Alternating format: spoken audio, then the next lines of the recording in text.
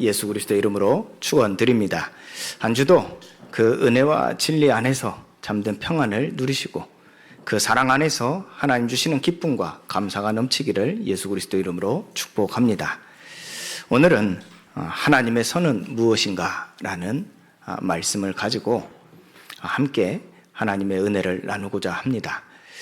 지난주에 선한 마음을 가짐에 대해서 계속해서 우리가 말씀을 나누었습니다. 그렇다면 그 선은 무엇이냐 함이 우리에게 반드시 정의돼야 되겠죠. 하나님께서 선을 말씀하실 때 우리는 그 선에 대한 기준을 어디에 두고 살아갈까요? 어디에 기준하여 선을 이해하고 판단할까요? 너무나 유명한 철학자 소크라테스 이야기입니다. 여러분들 닭에 대한 이야기를 아시죠? 어느 날 때가 되어 소크라테스가 죽음을 맞이하게 되어질 때 마지막 말이 있었습니다. 그게 어떤 말이었죠? 내가 저 이웃에게 닭 한 마리를 빌렸는데 그 닭을 갚지 못했다.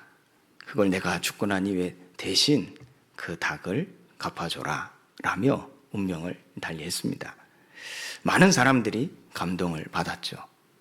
반면에요, 예수님 이야기를 우리가 한번 살펴보면요, 예수님이 죽음을 맞이할 때가 이르게 되어졌죠. 그때 예수님께서는 그 죽음 앞에서 두려워했습니다. 그래서 그 죽음에 대한 두려움이 가능하면 이 잔을 내게서 돌려주옵소서. 이런 고백을 하지 않았습니까? 결국 하나님께 보내심을 받은 하나님의 아들이기 때문에요. 결국 내 뜻대로 하지 마옵시고 아버지 뜻대로 하옵소서라고 결론을 내리며 그 말씀에 순종하는 대목이 나오죠. 그렇게 볼 때 육신으로서 우리가 예수님이 죽음 앞에 서서 선한 모습을 생각할 때 누가 더 선한 모습일까요? 우리가 볼 때는, 세상적으로 볼 때는 소크라테스가 훨씬 더 선한 사람이지 않겠습니까? 그런데 성경은 하나님의 선은 무엇을 말씀하고 있습니까? 소크라테스는 무엇을 몰랐고 예수님은 무엇을 알았습니까? 바로 죽음과 죄의 무게입니다. 소크라테스는 전혀 알지 못했기 때문에 자기의 의를 마음껏 나타내는 삶을 살았습니다. 그러나 예수님은 그 죽음에 대한 죄의 무게가 어떠한지를 알기 때문에 두려워했던 것이죠. 그러나 분명히 하나님께 보내심을 받은 자로서의 사명이 무엇이었습니까? 그 죄의 무게를 오롯이 다 받아내는 것이었습니다. 그래서 그 죄의 무게를 곧 대속물이 되심으로 인하여 모든 사람의 죄를 대속하신 하나님의 뜻하신 바를 이루어 가신 것이죠. 우리가 하나님의 선을 무엇으로 정의하며 무엇으로 이해해야 되겠습니까? 계시록 12장 9절 말씀에 여러분들 많이 들어왔던 말씀이죠. 옛뱀, 곧 마귀라고도 하고 사탄이라고 하며 온 천하를 꿰는 자라 라고 기록되어 있습니다. 온 천하를 꿰는 자라 그랬죠. 여기에 대하여 사람은 자신할 수가 없는 것이죠. 무슨 말입니까? 인간의 죄성이 완전 소멸될 수 있냐라는 질문과 같이 볼 때, 그럴 수 없다. 많은 사람들은 결론 내립니다. 그러나 성경은 우리에게 말씀하신 바는 절대적으로 그럴 수 있다라고 말씀하십니다. 단 조건이 있습니다. 그리스도 예수가 나의 주 되실 때 가능하다는 겁니다. 하나님께서는 여기에 대하여 우리에게 행하신 바가 무엇입니까? 그게 바로 하나님께서 우리에게 말씀하신 선입니다. 그게 무엇일까요? 오늘 말씀을 통해서 여러분들이 하나님의 선을 분명하게 정의하고 결론 내려서요. 여러분들의 마음에 하나님의 선으로 충만하기를 예수 그리스도의 이름으로 축원드립니다. 여기서 그리스도 예수가 주 되심으로 말미암아 가능하다 할 때 주라는 단어를 우리는 주의 깊게 살펴봐야 돼요. 주, 성경에서 보면요, 주라는 이 의미를 오직 한 존재에만 붙일 수 있도록 성경은 기록되어 있습니다. 그게 누구였습니까? 바로 우리를 창조하신 하나님이었죠. 그리고 또 하나, 하나님 외에 주로서 불리운 자가 있었습니다. 그게 누구였죠? 바로 예수님이었습니다. 그래서 헬라어로 그 헬라 시대 모든 사람들이 예수님을 믿는 자들 중이죠. 예수님을 큐리오스, 곧 주라 부른 겁니다. 그런데 로마 시대 사람들이 예수를 믿는 자들, 따르는 자들이 주라 부르니까 로마 황제가 난리가 난 겁니다. 감히 또 주라 불리운 자가 있다 하고 이 예수님을 잡아들이는데 협조를 한 겁니다. 여기서 주라는 의미는 어떤 의미입니까? 최고의 권위자. 그러니까 최고의 권위자를 의미합니다. 그래서 헬라시대 이 사람들이 예수님을 최고의 권위자로 믿었던 겁니다. 인정한 겁니다. 아까 소개해드린 계시록 12장 9절 말씀 보세요. 옛뱀이 곧 마귀라고도 하고 사탄이라고도 하며 온 천하를 꿰는 자라 그랬어요. 그 속임수의 게임을 당한다는 말은 또 우리가 극단적으로 얘기하면 그 권위 앞에 복종한다는 얘기거든요. 인정한다는 얘기거든요. 자이든 타이든 인정한다는 얘기거든요. 그런데 그 마귀, 그 사탄이라고 하는 그 속임수를 우리가 이길 수 있냐 할 때는 그럴 수 없죠. 그러나 성경은 그럴 수 있다 말씀하고 있습니다. 조건이요, 예수 그리스도가 나의 주 되심으로 말미암아. 그것을 우리가 적용해 보면 어떤 의미입니까? 예수 그리스도의 말씀을 따르는 것이겠죠. 그 예수 그리스도의 권세, 하늘과 땅의 모든 권세를 가지신 예수님의 권세 앞에 복종하는 것이겠죠. 내가 오늘 말씀에도 그랬죠. 14절에 내가 하늘과 땅에 있는 각 족속에게 이름을 주신 아버지 앞에 무릎을 꿇고 그랬어요. 그 무릎을 꿇고 비노니. 이는 무엇이 시작입니까? 바로 자기를 부인하는 것이 시작입니다. 예수님께서 너희는 나를 누구라 하느냐? 마태복음 16장에 제자들에게 물으실 때 그 중에 베드로가 하나님의 은혜와 진리로 충만할 때, 곧 성령의 감동으로 무엇이라 답했죠? 예수님을 주라 시인한 겁니다. 그래서 주는 그랬어요. 주는. 그게 시작이었고, 그게 뿌리였고, 그게 모든 것이었습니다. 주는 그리스도시요 살아계신 하나님의 아들이심을 고백하게 되어졌죠. 이때 예수님은 자기가 그리스도인 것을 아직 아무에게도 이르지 말라 하시면서 당부 말씀을 하신 바가 무엇이었어요? 너희가 나를 따라오려거든 자기를 부인하라 그랬어요. 우리가 예수님을 주라 믿는 것은요, 자기 부인에서 시작되는 겁니다. 그의 성령으로 말미암아 너희 속사람을 능력으로 강건하게 하시기 때문에 그렇습니다. 이게 포인트죠. 우리가 복음을 누린다는 말이 무슨 의미일까요? 여기서 안다 하는 말, 그걸로 끝나는 게 아니지만 사실은 안다라는 말을 우리가 바르게 이해한다면 복음을 아는 데서부터 누림이 시작되는 겁니다. 그 누림을 우리가 바르게 이해하는 것은 주를 따른다는 얘기입니다. 여러분 복음을 누리고 계십니까? 아멘이 나와야 되거든요. 그렇지 않습니까? 이게 우리 신앙생활입니다. 여러분 한 주간 신앙생활 하셨습니까? 그 말은 복음을 누리셨습니까?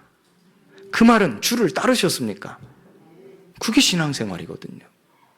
설사 내가 그렇지 못한다 할지라도 그런 마음을 가지고 그렇게 되기를 원하나이다 할 때 아멘으로 화답하시는 겁니다.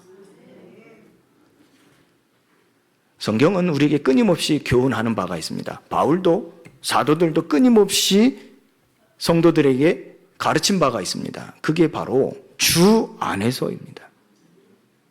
주 안에서 행하여 그 안에 뿌리를 박으며 세움을 받으라 그랬어요. 골로새서 2장 6절 7절 말씀에도 우리에게 말씀하지 않았습니까? 주 안에서 행하여 그 안에 뿌리를 박으며 세움을 받으라 그랬어요.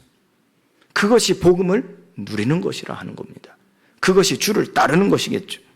그래서 구원의 축복. 우리가 구원을 은혜로 받았기 때문에 은혜 받은 자에게는 하나님 자녀의 신분, 권세라 말하는데요. 혜택이 따라오죠. 요즘 말로 혜택이 따라오는 겁니다. 우리는 그것을 하나님이 주신 복, 위에서 내리는 복, 축복으로 받았죠. 그렇다면 구원의 축복은 무엇을 의미합니까? 뭐 육신적으로 땅의 것으로 많은 것을 가진 것을 말할까요? 아니면 내가 원하는 대로 되어지는 것을 말할까요? 내가 필요한 것을 하나님께서 주셨음으로 말미암아 축복받았다라고 이해하는 것일까요? 그렇게 믿는 것일까요? 많은 사도들 또 믿음의 선진들은 우리에게 가르치는 바가 있습니다. 구원의 축복은 주의 말씀과 그리고 주의 지혜, 주의 충고, 주의 명령, 예수님의 훈련, 주의 가르침, 이 모든 것들을 굳게 지킴으로써 우리에게 구원의 축복이 주어지는 것을 가르치고 있습니다. 자, 무엇과 관련되어 있죠? 주를 따름에서, 곧 복음을 누리는 데서 모든 구원의 축복이 시작된다는 겁니다. 우리가 옳고 그름을 스스로 판단하는 나무의 열매를 더 이상 먹을 필요가 없겠죠. 예수님께서 창세기 2장 15절에 선악을 알게 하는 나무를 먹지 말라 하셨어요. 17절 말씀이죠. 선악을 알게 하는 나무를 먹지 말라 그랬어요. 네가 먹는 날엔 정령 죽으리라. 아담에게 말씀하셨습니다. 이것은 무엇을 의미하는 겁니까? 너희가 옳고 그름을 스스로 판단할 필요가 없다는 겁니다. 그 말을 다시 얘기해보면요, 너희가 나를 따르면 된다는 것입니다. 그때 참 평안, 안전함이 완전하다는 겁니다. 그래서 스스로 옳고 그름에 대하여 판단할 필요 없이 오직 나의 말씀을 따르도록 하였죠. 그것이 언약적으로, 계약적으로 표현된 메시지, 그 말씀이 이렇게 기록되어 있죠. 선악을 알게 하는 나무를 먹지 말라. 네가 먹는 날에는 정령 죽으리라. 이렇게 표현이 된 겁니다. 그런데 창세기 3장에서 사탄은 곧 옛뱀, 지금 우리가 보는 뱀하고 다른 존재입니다. 옛뱀, 아까 말씀드렸죠. 옛뱀, 곧 마귀라고도 하고 사탄이라 하며 온 천하를 꿰는 자라. 그래서 요한복음 8장 44절에는 거짓아비라, 거짓말장이요, 이렇게 표현을 하는 겁니다. 그 자가 어떻게 아담과 하와를 속였습니까? 너희더러 모든 나무의 실과를 먹지 말라. 자, 묻더니 이 선악을 알게 하는 나무를 먹지 말라 한 이유가 무엇인지를 거짓으로 속였죠. 그때 너희가 선악을 스스로 판단하는 자가 되라라는 메시지가 숨겨져 있는 겁니다. 하나님은 분명히 그럴 필요가 없다. 완전하기 때문에 참 평안이요, 온전한 안전한 곳이기 때문에 그럴 필요 없다 하시는데, 그걸 왜곡시켜서 어떻게 했죠? 혼미하게 만들어서 너희가 스스로 선악을 옳고 그름을 판단하는 자로 서라 라는 메시지를 줍니다. 여기에 대하여 하와가, 아담이 넘어지지 않습니까? 누가복음 4장 46절 말씀이에요. 너희는 나를 불러 주여 주여 하면서도 어찌하여 내가 말하는 것을 행하지 아니하느냐. 자, 주라는 것을 호칭으로 사용한다는 말입니다. 이것이 많은 사실은 기독교인들, 이게 사실은 우리의 삶에 있어서 아주 중요한 오류라고 볼 수 있죠. 구원받은 우리의 삶의 오류라고 볼 수 있죠. 예수님을 주라, 하나님을 주라 여기지만 부르는 호칭일 뿐이지. 우리의 삶이 온전히 하나님을 따를 수 있는 삶이 되지 못하고 있는 게 현실이죠. 왜 그럴까요? 우리는 끊임없이 세상의 많은 유혹들, 속임수들, 미혹하게 하는 모든 말들이 우리를 어지럽히는 겁니다. 그렇다면 예수님은 나를 따르라 하신 그 말씀 속에는 자기를 부인한다는 그 하나님의 가르침이 들어있는 것이고 포함되어 있는 것이요, 이것은 하나님께서 우리에게 은혜로 주신 축복들을 곧 완전함, 참 평안을 누리게 하신다는 겁니다. 우리가 오늘 이 교훈을 가지고 이 메시지가 내 가슴에 새겨져야 되겠죠. 두 번째로 예수님이 말씀하신 바가 뭐였죠? 자기 십자가를 지라 그랬어요. 나를 따라오려거든 자기를 부인하고 자기 십자가를 지고 따르라 그랬어요. 이는 무엇을 의미합니까? 정말 이 제자들이 주님을 따르기로 결단했다 함은 그리스도께서 너희 마음에 계시게 하는 믿음, 그러니까 너희 안에 계시게 하는 믿음으로 말미암아 이렇게 기록되어 있습니다. 계시게 하는 믿음. 그것은 무엇을 의미합니까? 우리에게 하나님의 선, 곧 하나님이 영이 우리 안에 계실 수 있는 우리의 상태를 말하는 겁니다. 그걸 믿음과 연결시킨 겁니다. 그래서 어떻게 가르치고 있습니까? 너희가 사랑 가운데서 뿌리가 박히고 터가 굳어져 하나님의 충만한 것으로 충만하기를 구하노라 그랬죠. 그 말을 바꾸게 하면 하나님의 사랑으로 그 사랑 가운데 너희가 뿌리가 박혀 터가 굳어져 하나님의 충만한 것으로 충만해진다는 겁니다. 갈라디아 2장 10절 말씀 우리는 대표적으로 알고 있죠. 오직 내 안에 그리스도께서 사시는 것이라 그랬어요. 자기 십자가를 진다는 말입니다. 또 5장 24절 말씀에도 육체와 함께 그 정욕과 탐심을 십자가에 못 박음이라 그랬어요. 자기 십자가를 진다는 말을요. 또 6장 14절에는요. 그리스도의 십자가 외에 결코 자랑할 것이 없다 고백했어요. 로마서 6장 6절 7절 말씀에는요. 죄의 몸이 죽고 의롭다 하심을 얻었음이라 그랬어요. 이는 무엇을 의미합니까? 자기 십자가를 지는 것과 같은 말입니다. 십자가를 받아들이는 것은 단지요, 우리를 죄에서 자유롭게 해주는데 그치지 않는다는 말입니다.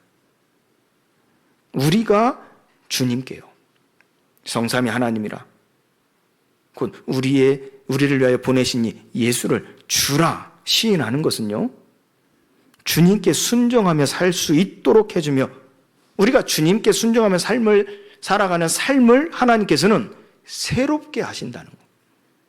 그 하나님의 일하심이죠. 하나님의 예언의 약속이 담겨져 있는 겁니다. 그것이 십자가를 믿는 것이요, 십자가를 받아들이는 것이요, 십자가를 따른다, 곧 십자가를 진다라고 하는 겁니다. 다시요, 주님께 순종하며 살 수 있도록 예수님께서 우리의 중재자가 되셔서 그 예수님께 순종할 때 우리에게 새로운 삶이 제공된다는 겁니다.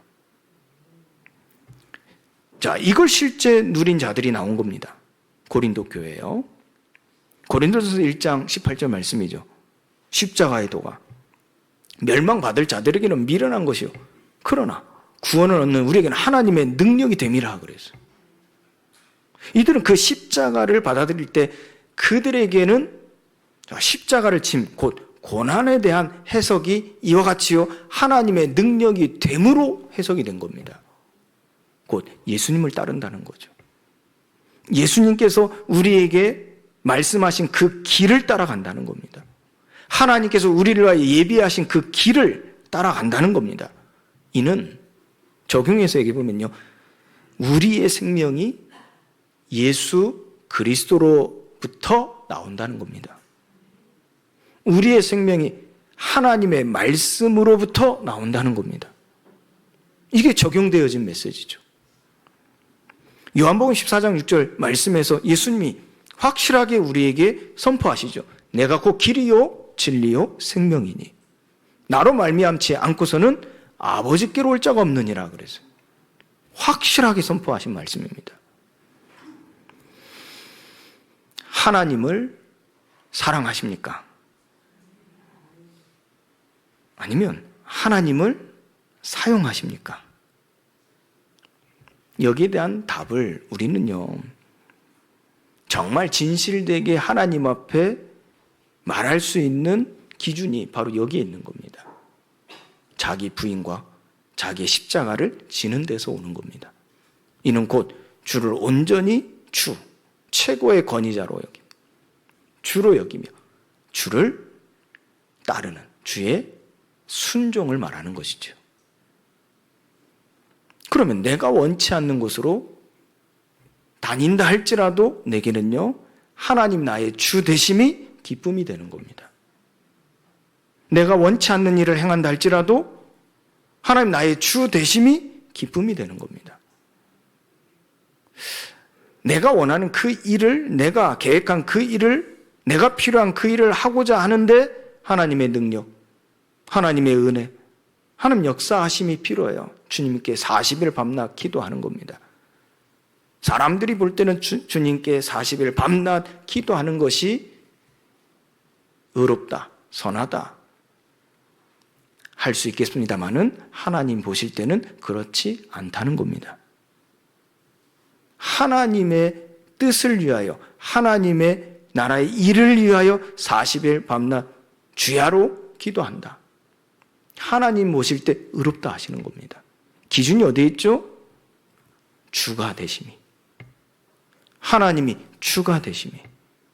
여기에 기준이 있는 겁니다. 그렇다면 나의 인생, 나의 삶을, 나의 지난 날을 돌이켜 볼 때요, 하나님을 사랑했을까요?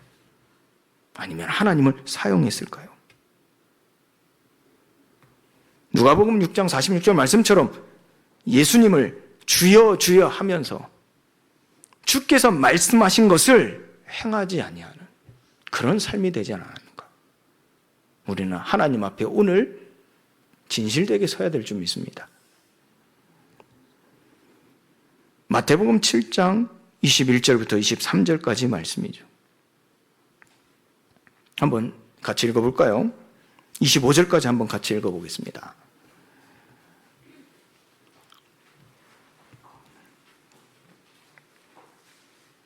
한번요. 하나님을 주라. 여러분들이 생각하시면서요, 한번 천천히 같이 읽어보겠습니다. 시작.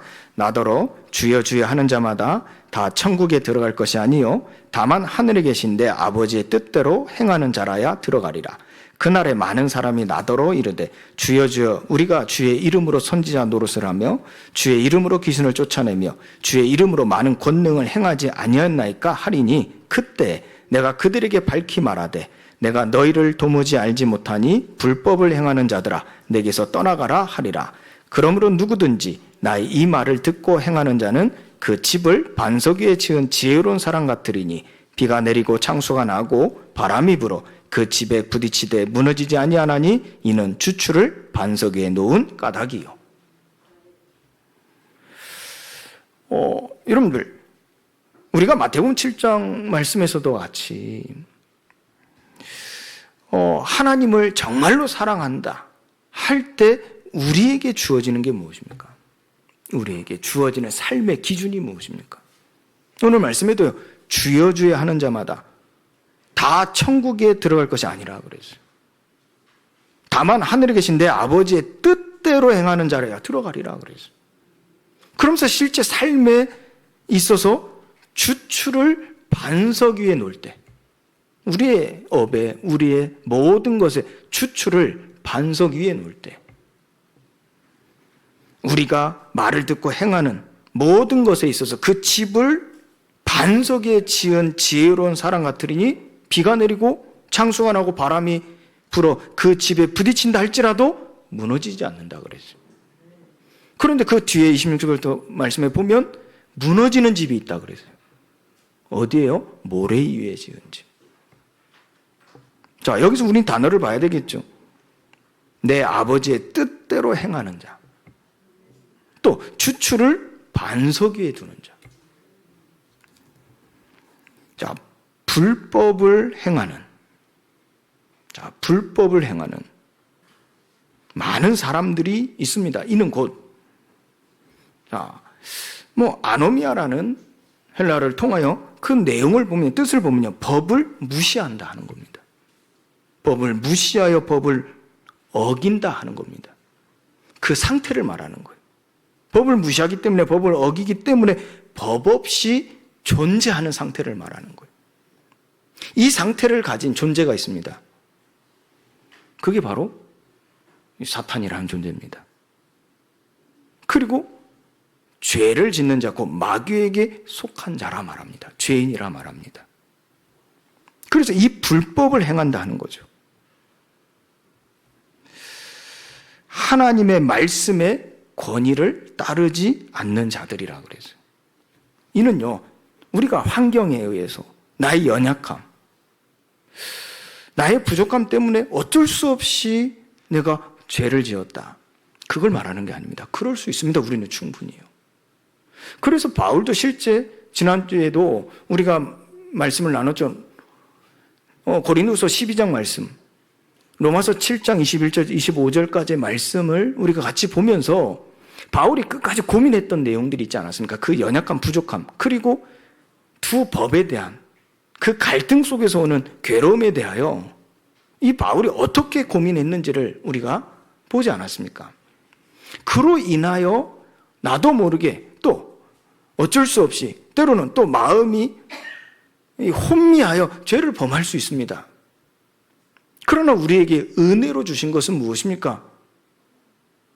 그리스도 예수의 권위죠, 권세죠. 복음으로 말미암아 여기에서 우리가 빠져나올 수 있다는 겁니다. 죄와 사망의 법에서 해방받을 수 있다는 겁니다. 자, 그런데 지금 말씀드리는 부분은요, 그 죄에, 한번 짓는 죄에 대한 것을 말하는 게 아닙니다. 습관적인 소홀함입니다. 하나님 말씀에 대하여, 하나님의 법에 대하여 습관적인 소홀함입니다. 그리고 습관적인 불순종입니다. 무엇을 의미하죠? 법을 무시하거나 법을 어기기 때문에 법 없이 존재하는 영적 상태를 말하는 겁니다. 자, 이게 무서운 겁니다. 이게 양심의 화인을 맞았다 하는 거고, 이게 사탄에게 잡혔다, 눌렸다, 속하였다라고 말하는 겁니다. 존재론적인 실제 사탄이 역사하여 우리를 그곳에 함정에, 올무에, 덫에 사로잡히게 만들죠. 그러나 이게 실제 우리의 삶 속에 적용되어지는 마귀의 일은 이와 같은 겁니다. 하나님의 말씀에 우리는요, 소홀하게 돼요. 하나님의 말씀에 습관적으로 불순종하게 돼요. 왜요? 우리의 영적인 상태가, 또 우리의 인격적인 상태가 하나님의 말씀을, 법을 소홀히 여기거나 무시하는, 법 없이 존재하는 상태이기 때문에 그렇습니다. 자, 이거 명심해야 되겠죠. 왜 사람들이 범죄할까요? 결국 아담과 하와가 죄 가운데 빠진 이유가 무엇입니까? 이 영적 상태입니다. 지금도 많은 사람들이 죄를 범하는 이유가 무엇입니까? 이 영적 상태입니다. 여기에 대하여 하나님은 내가 너희를 도무지 알지 못하니 그랬어요. 내가 너희를 도무지 알지 못하니. 자, 안다라는 말이 무슨 말입니까? 지식적으로 안다라는 말이 아닙니다. 지식적으로요. 그게 아니라요, 여러분들 대통령 이번에 새롭게 당시되는데 기도해야 되겠죠. 이 나라를 두고 우리 함께 기도해야 되겠죠. 자, 그러면 여러분들 대통령 아십니까? 자, 대통령이 누군지는 아시겠죠? 근데 이 안다라는, 성경에 나오는 안다라는 단어를 사용할 때는 이처럼 우리가 대통령을 안다라고 표현하는 게 아닙니다. 그 안다에는요, 참된 관계를 말하는 겁니다. 우리가 하나님과 나와의 관계, 예수님과 나와의 관계, 참된 관계, 그 관계 속에서 내가 하나님을 알고 하나님도 나를 안다라고 하시는 겁니다. 그 관계는 어떤 관계가 되어질 때 참된 관계가 될까요? 주와 그리고 그를 따르는 피조물입니다. 종이라 할 수 있겠죠. 주와 종의 관계입니다. 주와 종의 관계 속에서 하나님 우리를 안다, 이렇게 여기시는 겁니다. 그런데 그들이 불법을 행하는 것에 도무지 이해가 안 되어진다 하는 것은 무엇을 의미합니까? 너희가 도무지 나를 알지 못하나니. 호세아 4장 6절에 내 백성이 나를 아는 지식이 없어 망하는도다 그랬어요. 그것은 단순히 지식을 안다가 아닙니다. 하나님이 어떤 존재인지 안다가 아닙니다. 참된 관계입니다. 주와 종과의 관계를 알지 못함으로 내 백성이 망하나니 그랬어요. 그래서 우리는 이 관계를 놓칠 때 예수를 주라 부르면 호칭일 뿐 관계를 맺은 적이 없다라고 하는 겁니다. 요한일서 2장 2절 3절 말씀 같이 볼까요?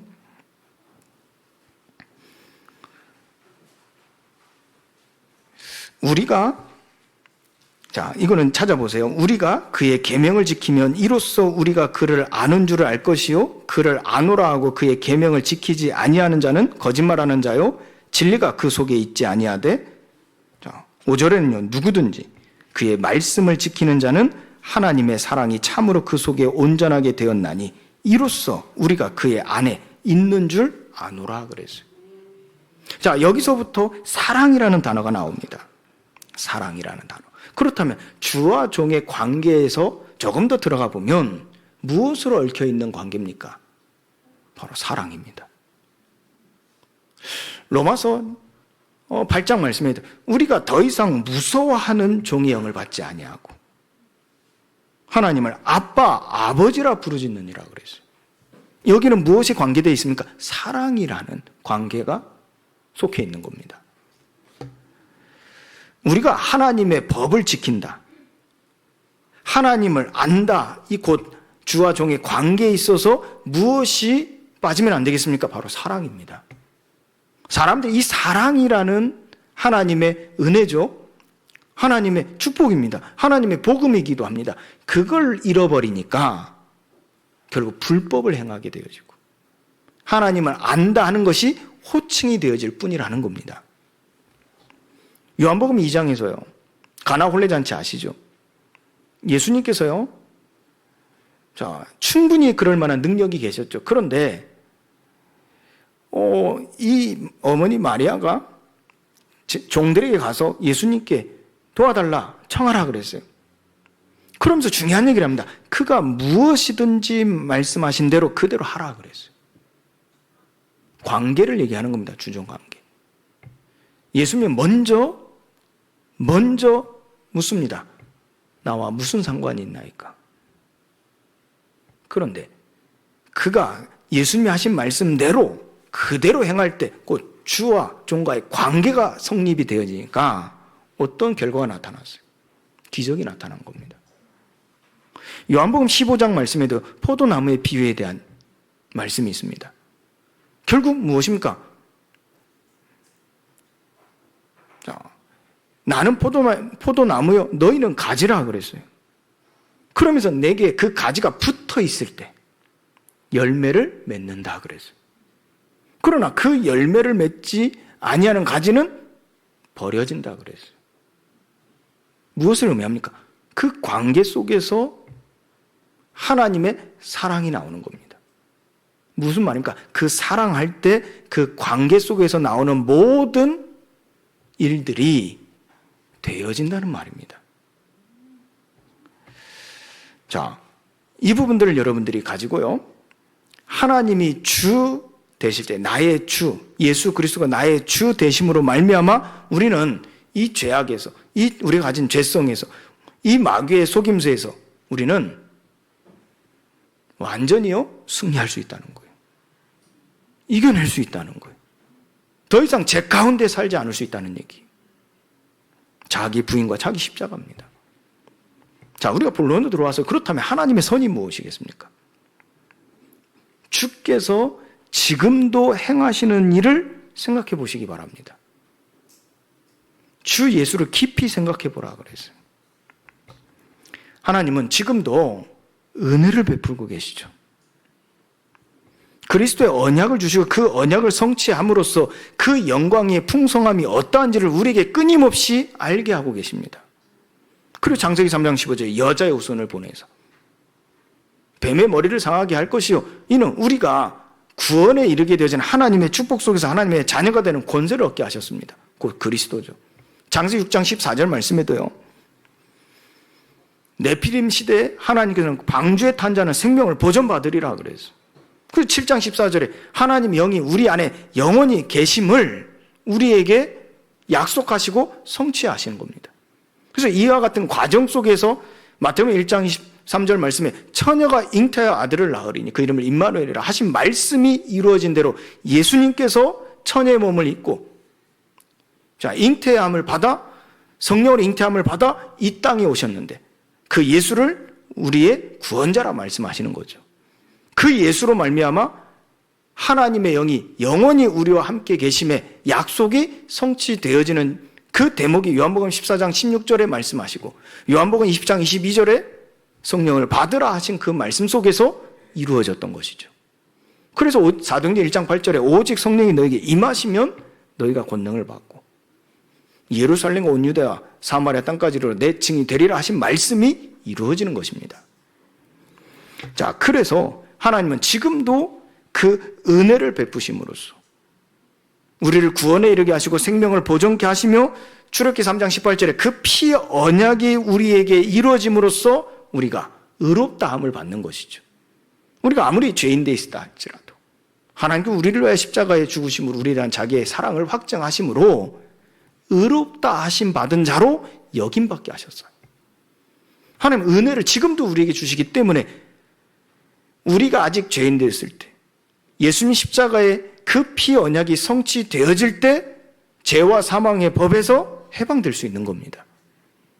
자, 두 번째로 하나님은요 지금도 예수 그리스도는 무엇을 행하고 계십니까? 구원의 역사를 이루고 계시죠. 그 언약대로 은혜를 베푸시는 가운데 동시에 일어난 일입니다. 구원의 역사를 이루고 계십니다. 그래서 예수 그리스도를 믿는 자에게 참 평안을 주신다는 거예요. 대속의 평안이죠. 대속의 평안이 아니고서는 우리는 아무리 보장받았다 할지라도 죄의 싹슨 사망이라 곧 죄의 씨가 우리 안에 있기에 심판에 이르러 사망에 이를 수밖에 없는 존재입니다. 그런데 대속의 은혜라는 것은 그 죄의 씨를 어떻게 해요? 제하여 버리셨다니까요. 또 다르게 얘기하면요, 그 죄의 씨를 거룩한 씨로 바꾸셨다니까요. 그래서 우리에게 사망이 있습니까? 없습니까? 우리에게 심판이 있습니까? 없습니까? 그리스도 안에 있는 자는 결코 정죄함이 없나니 무슨 말이죠? 심판에 이르지 아니하노니 사망에서 생명으로 옮겼느니라 그랬어요. 자, 우리의 이 존재론적인 상태가 대속의 평안이 많은 거예요. 그 속에 우리가 뿌리가 박히고 터가 굳어짐으로 인하여 우리의 집이 어떻게 해요? 거룩함을 입는 겁니다. 이는 어떻게 해서 이루어집니까? 구원의 역사가 지금도 이루어지고 있다는 말입니다.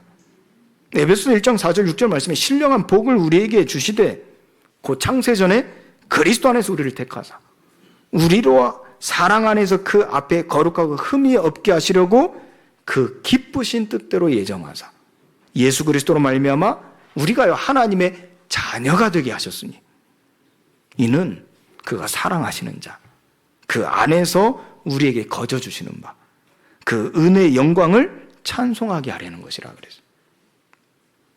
요한복음 1장 9절 14절 말씀에도 참 빛 곧 세상에 와서 각 사람에게 비추는 빛이 있었다 그랬죠. 그 빛을 보고 예수를 주라 시인하는 자입니다. 곧 영접하는 자, 그 이름을 믿는 자들에게는 하나님의 자녀가 되는 권세를 주셨으니.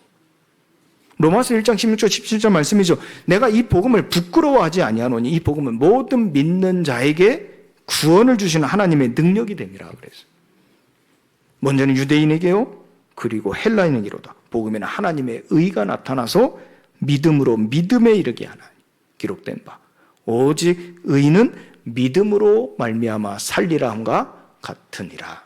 우리에게요, 자, 하나님께서는 이 구원의 역사를 계속해서 이루어 가시는데 어떻게 해요? 모든 것은 예수 그리스도로 말미암아 그 은혜에 의하여 믿음으로 하나님께서는 구원의 역사를 영광으로 나타내신다는 말입니다. 지금도 이루어가고 계시죠. 그래서 우리가 예수 그리스도를 전하는 삶을 살기를 바라는 겁니다. 이를 위해서 우리가 어떻게 해요? 대속의 평안을 얻는 거예요.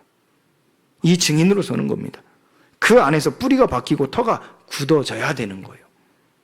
그래서 마태복음 16장에서 예수를 주라 그리스도라 시인한 자들에게 예수님께서는 아직 때가 이르지 아니하였느니라 그래서 자기가 그리스도인 것을 아무에게도 이르지 말라 말씀하셨다니까요.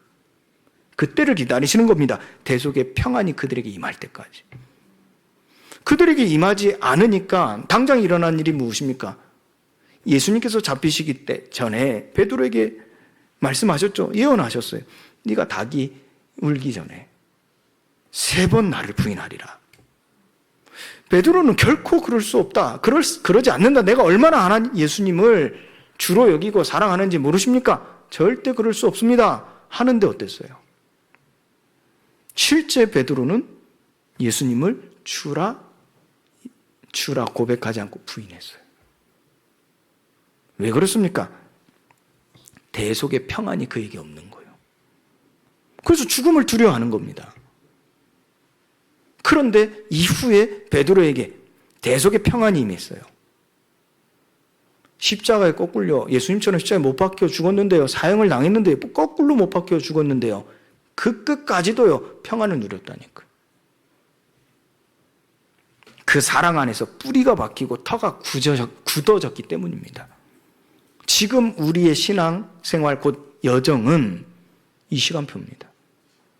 하나님께서 구원의 역사를 이루어 가심으로 우리가 그 사랑 안에서 뿌리를 박으며 터가 굳어지는 여정이란 말이에요.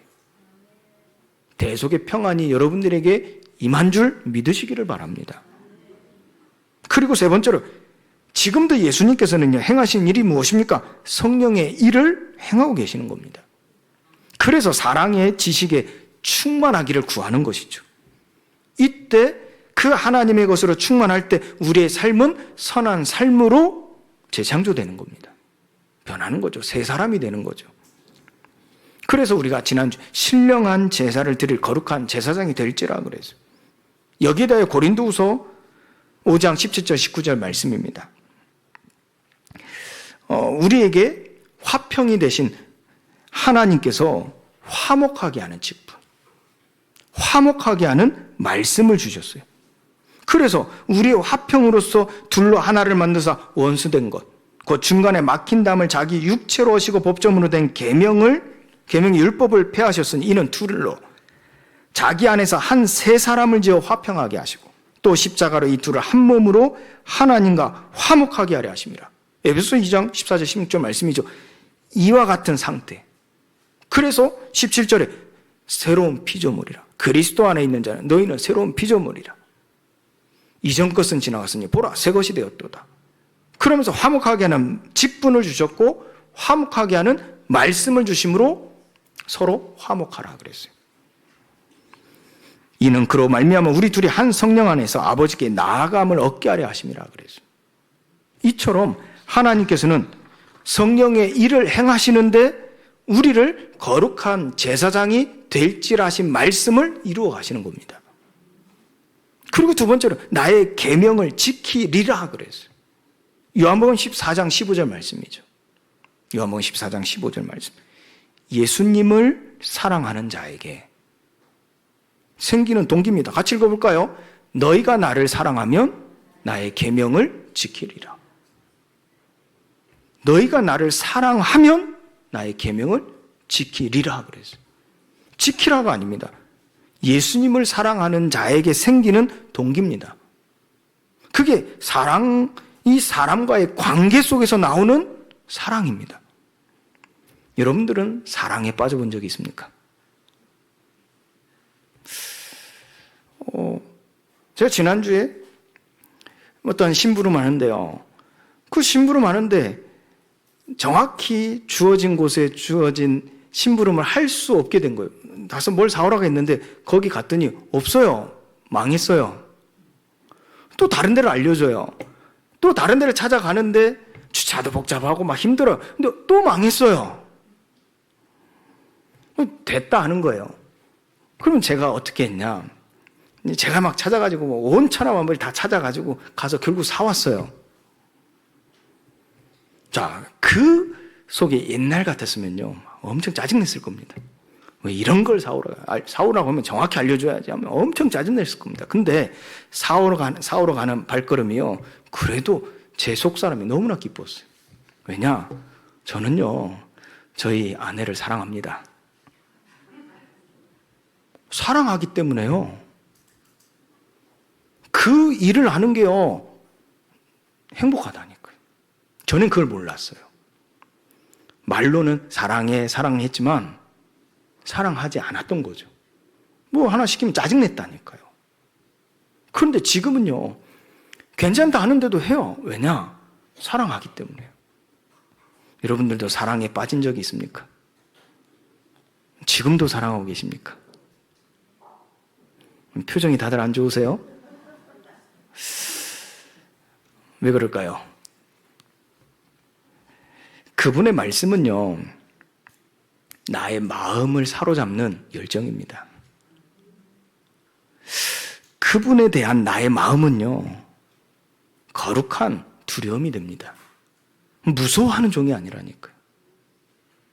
아빠, 아버지라 부를 수 있는 위대한 사랑입니다. 레위기서 11장 45절 말씀 볼까요? 나는, 같이 읽겠습니다. 시작. 나는 너희의 하나님이 되려고 너희를 애굽 땅에서 인도하여 낸 여호와라. 내가 거룩하니 너희도 거룩할지어다. 우리가 하나님을 사랑하면요, 거룩하게 된다니까요. 그게 기쁜 겁니다. 그게 즐거운 겁니다. 고린도전서 3장 16절 17절 말씀도 같이 볼까요? 시작. 누구든지 하나님의 성전을 더럽히면 하나님이 그 사람을 멸하시리라. 하나님의 성전은 거룩하니 너희도 그러하니라. 자, 우리가 정말로 하나님을 사랑하면요, 하나님의 성전을 더럽힐까요? 지켜주고 싶겠죠. 보호하고 싶겠죠. 우리는 그럴 수 없습니다만 우리 마음을 얘기하는 겁니다. 높여지겠죠. 알리고 싶죠. 고린도후서 7장 1절 말씀도 같이 읽어보겠습니다. 시작. 우리는 하나님을 두려워하는 가운데서 거룩함을 온전히 이루어 육과 영의 온갖 더러운 것에서 자신을 깨끗하게 하자. 두려움의 의미는 사랑이다. 이 말을 여러분들이 붙잡으셔야 되겠죠. 여러분들 이 말씀도요, 하나님 말씀을 사랑하면 같이 소리내서 읽을 겁니다. 여러분들 사랑하시기 바랍니다. 몇 번 읽었다고 지칩니까? 우리 다음부터는요, 말씀을 우리 함께 읽는데 정말 행복하고 기쁜 마음으로 감사의 마음으로 크게 소리내어 읽으시기를 바랍니다. 왜요? 우리는 하나님 사랑하거든요. 왜요? 그분의 말씀이 나의 마음을요, 어떻게 뜨겁게 하거든요. 그의 말씀이요, 나의 모든 것을 열정 있게 만들거든요. 오늘 하나님 말씀 사랑하시기 바랍니다. 하나님을 사랑하신 자가 되기를 주님 이름으로 축원드립니다. 하나님은요, 이처럼 우리를 인도해 나가십니다. 다시 한번 기회를 드리겠습니다. 하나님을 사랑하시는지. 로마서 8장 14절 15절 말씀요, 같이 읽겠습니다. 시작. 무릇 하나님의 영으로 인도함을 받는 사람은 곧 하나님의 아들이라. 너희는 다시 무서워하는 종의 영을 받지 아니하고 양자의 영을 받았으므로 우리가 아빠 아버지라고 부르짖느니라. 아멘. 여러분들 한 주 동안 여호와의 이름, 예수 이름, 아버지 이름 부르짖으시기를 주님의 이름으로 축원드립니다. 자, 그러면서 하나님께서 우리에게 지금도 행하시는 그 성령의 역사는 세 번째로 무엇입니까? 이 사람은 내 이름을 전하기 위하여 택한 나의 그릇이라는 겁니다. 사도행 1장 8절 말씀이죠. 오직 성령이 너에게 임하시면 너희가 권능을 받고 예루살렘과 온 유대와 사마리아 땅까지 이르러 내 증인이 되리라 하시니라. 하나님께서는요, 우리가 지금 진심으로 성령 충만함을 구하기를 바라시는 겁니다. 예수님은 악한 자에게 자녀라 할지라면, 자녀라 한다면 좋은 것을 줄 아신다 그랬어요. 그래서 우리를 구원하실 작정을 하신 거거든요. 그리고 그에게 새 사람을 입게 하실 하나님의 계획이 있는 거거든요. 그러면서 이를 위하여 하나님은 성령을 받으라 하시는 거예요. 성령을 구하라 하시는 거예요. 성령을 주시지 않겠습니까? 사람도 나쁜 악한 자녀를 할지라도 좋은 걸 주잖아요. 진심으로 성령 충만을 구하시기 바랍니다. 하나님의 성령으로 말미암아 하나님의 사랑이 우리의 마음에 부음받음이니 이게 우리는요 모든 것의 시작입니다. 모든 선의 시작입니다. 우리가 아직 연약할 때 그리스도께서 죽으심으로 그의 피로 말미암아 의롭다 하심을 받아 하나님과 화목하게 되었은즉 하나님 안에 또한 즐거워할 수 있게 주를 경외하는 것은 예수님의 기쁨이요 성령 충만의 산물이라는 겁니다. 진정으로 성령을 구하시기 바랍니다. 그러면 하나님은 성령을 주실 겁니다. 성령을 부어 주실 겁니다. 그런데 한 가지 기억하실 것은 그릇이 깨끗해야 돼요. 왜요? 하나님 성령은 거룩하시기 때문에 그렇습니다. 그래서 너희도 거룩할지어다 그래서.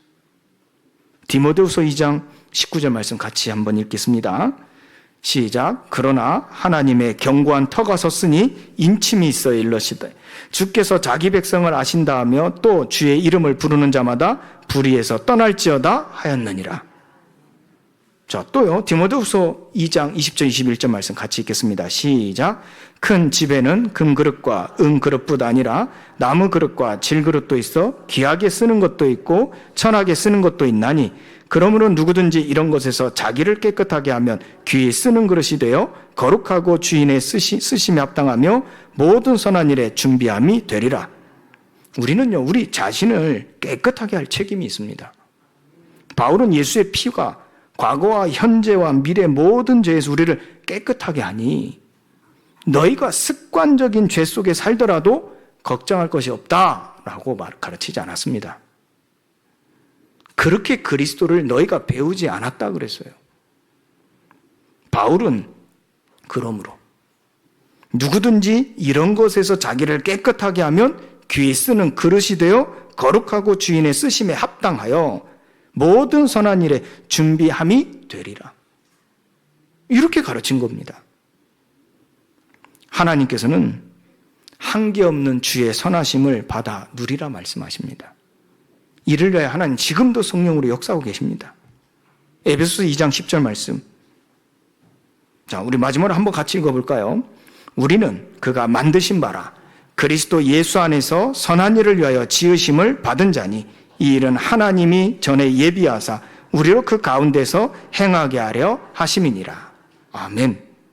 우리는 그리스도 예수 안에서 하나님의 자녀로 지음받을 뿐 아니라 하나님 나라의 일을 맡은 일꾼으로 지음받았습니다. 우리는 그가 만드신 바라 그랬잖아요. 그래서 오늘 우리는 이 언약 붙잡아야 돼요. 20절 21절 본문 말씀이죠. 우리 가운데서 역사하시는 능력대로 우리가 구하거나 생각하거나. 우리가 어디 안에서 생각하고 구해야 되겠죠? 우리에게 역사하시는, 우리 가운데서 역사하시는 능력대로.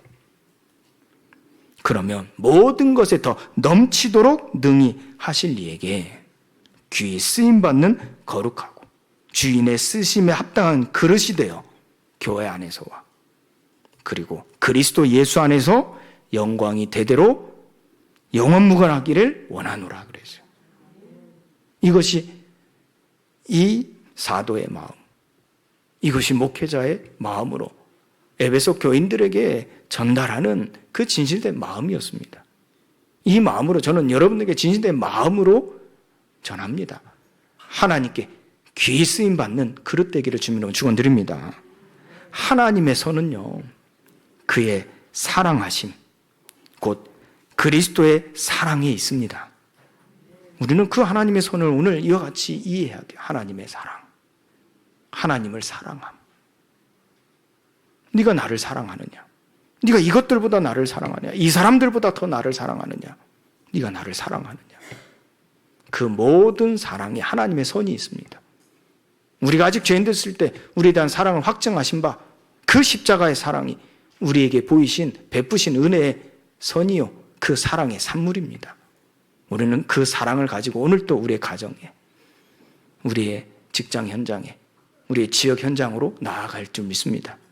우리는 그 사랑을 가지고 사랑 안에서 교회 공동체를 이루어가야 될 줄 믿습니다. 하나님의 선을 가지시기 바랍니다. 그 사랑으로 모든 것을 행하시기 바랍니다. 하나님은 여러분들의 평생에 알게 하실 겁니다. 그리스도의 사랑의 너비와 길이와 높이와 깊이가 어떠한지를요. 그를 깨달아 가기를 소원합니다. 그래서 하나님의 모든 충만하신 것으로 여러분들에게 충만하게 하시기를 예수 그리스도의 이름으로 축원드립니다. 하나님 감사합니다. 오늘 또 말씀을 통하여 하나님의 선이 무엇인지를 알 때 하나님의 사랑 안에 거하며 그 사랑 안에서 살아갈 수 있도록 하나님 우리를 축복하심에 감사를 드립니다. 이번 한 주도 그리스도의 사랑 안에서 하나님의 선을 행하는 우리의 삶이 되게 하여 주옵소서. 예수 그리스도의 이름으로 기도합니다. 아멘.